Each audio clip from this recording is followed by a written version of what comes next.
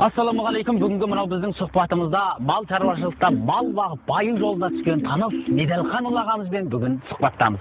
Аға, амансыз. Ал енді аға, мынау бағып жатқан ақ қойыңыз бен қызыл қойыңыздың бір айырмашылығын айта кетсеңіз. Ақ қой ақ, қызыл қой қызыл.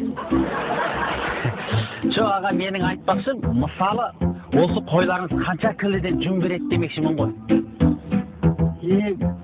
Ақ қой ма, қызыл қой? Қызыл қой. Қызыл қой сол 3 келі жүн береді. 3 келі жүн бере ме? Жақсы береді екен. Олай болса, ақ қойшы. Ақ қой да сол 3 келі жүн береді. Ақ қой 3 келі жүн бере ме? Жақсы екен, жүнді екен қойларыңыз. Ал енді аға, бұл қойларыңыз қанша литрдан сүт береді? Ақ қой ма, қызыл қой ма? Қызыл қой. Қызыл қой сол 2 келі сүт береді. 2 келі сүт береді дейді. Сүтті қойлар екен ғой қойларыңыз. Ал олай болса, ақ қойларыңызшы?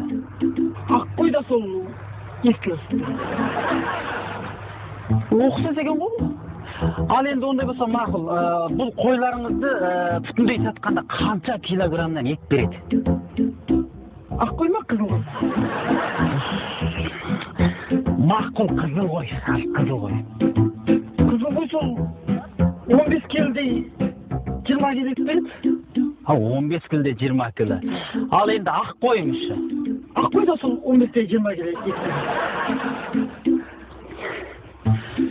Бұл ұқсас екен ғой, маған басында айта салмайсыз ба, бұл жүні де, сүті де, ұқсас екен ғой? Қойларыңыздың. Ұқсамайды. Қалай ұқсамайды ол? Бұл қайтып ұқсайды ол? Ақ қой мен қызыл қой ұқсамайды ол. Ақ қой деген менікі тұрса. Ақ қой сіздікі ма? Бұлай деп айтпайсыз ба, ақ қой сіздікі болса. Ондай болса аға, қызыл қойшы? Қызыл қой да менікі.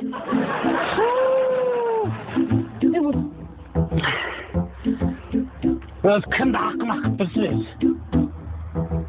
Ақ қой ма, қызыл қой ма?